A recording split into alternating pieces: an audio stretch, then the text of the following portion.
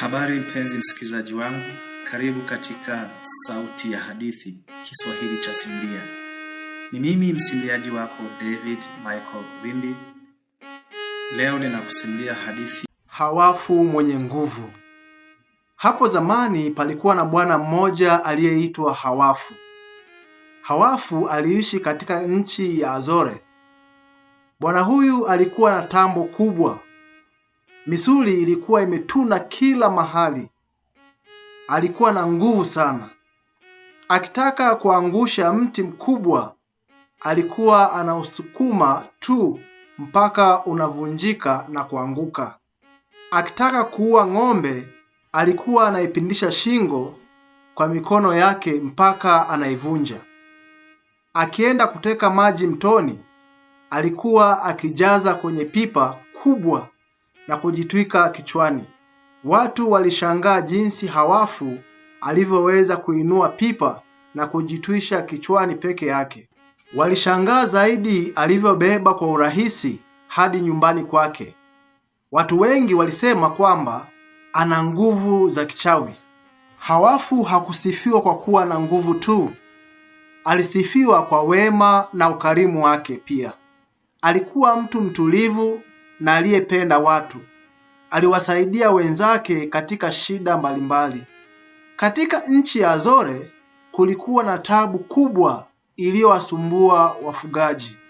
Taabu hiyo ilikuwa ni simba waliokuwa wanaua na kuwala ng'ombe, mbuzi na kondoo. Raia waliwawinda simba hao, lakini mara nyingi simba waliwaponyoka na kukwepa mishale na risasi za wawindaji. Simba hao walikula mifugo ya mfalme pia. Mfalme wa Azore alifadhaishwa sana na janga la simba hao. Mfalme Jaza aliwaita washauri wake na kuwataka shauri.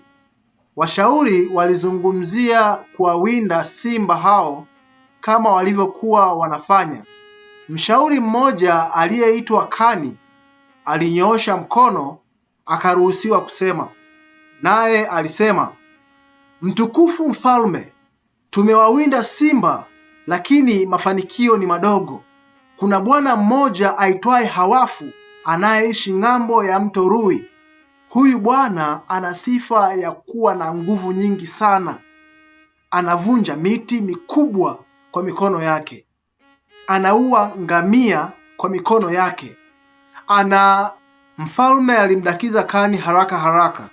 "Aletwe hapa sasa hivi, atatufanyia kazi hiyo." Basi mtumishi mmoja alitumwa kumuita Hawafu. Hawafu alipata fadhaa aliposikia anaitwa na mfalme, tena haraka. Alimwaga mkewe akasema, "Buriani mke wangu, labda nitakabiliwa na adhabu ya kifo. Basi kwa heri." Mkewe alihuzunika sana, lakini hakuweza kufanya jambo lolote. Hawafu aliongozana na yule mtumishi hadi ikulu kwa mfalme. Hawafu aliinama kwa heshima na kumwamkia mfalme. "Shikamoo ewe mfalme wetu mtukufu. Nimeitikia wito wako." Mfalme alimjibu, "Marahaba, raia mwema. Karibu kwenye baraza la ikulu. Ewe raia Hawafu, sifa zako za nguvu zimeenea milki nzima. Basi nimekuita ili wamalize hawa simba wanaokula ng'ombe wangu kila mara zizini. Kwa hiyo leo utalala kwenye kibanda kilicho karibu na zizi, ili simba wakija uwaue mara moja." Hapo hapo mtumishi akampeleka Hawafu kwenye kibanda hicho na kumwacha huko. Hawafu aliwaza sana kuhusu kazi aliyopewa. Alipata hofu kidogo kwa kuwa alijua simba ni wakali. Pia alikuwa hajawahi kupambana na simba. Zizi la ng'ombe lilikuwa la wigo na miiba mikali. Jioni ng'ombe walipoingia zizini, Hawafu naye aliingia kuangalia. Walikuwa ng'ombe zaidi ya 100. Pia kulikuwa na punda wapatao 10. Hawafu alifikiri namna ya kupambana na simba. Usiku ule Hawafu hakulala. Usingizi ulimpaa kabisa. Ilipofika saa 7 za usiku, alisikia msukumano wa ng'ombe zizini. Hawafu alishuku kuwa simba wameingia zizini. Hawafu alitoka kibandani mwake akanyata taratibu mpaka zizini. Giza lilimficha asionekane kwa urahisi.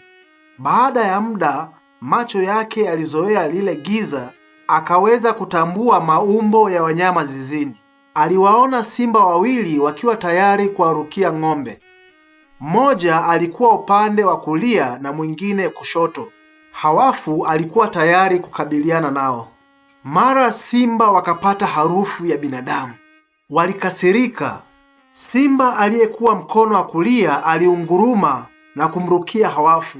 Hawafu alimkamata kwa nguvu kwa mkono wake wa kulia.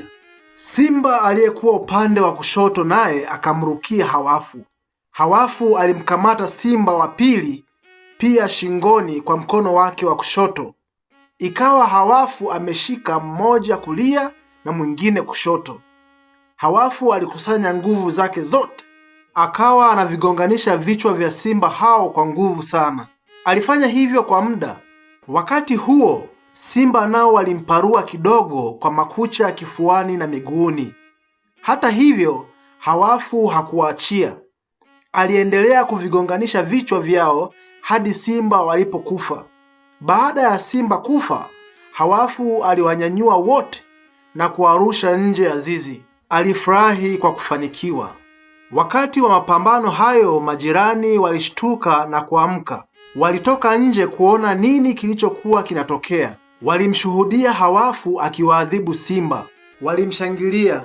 Ng'ombe nao walikuwa wakifurahia. Mfalme alipofika alimpongeza sana Hawafu na wanakijiji wote walimfanyia sherehe na kumpongeza.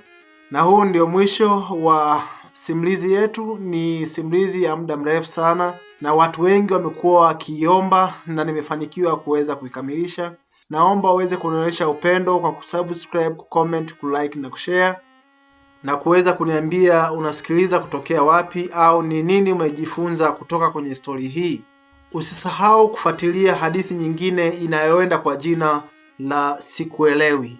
Ni wako David Michael Wimbi, nakupenda sana. Mungu akubariki. Kwa heri.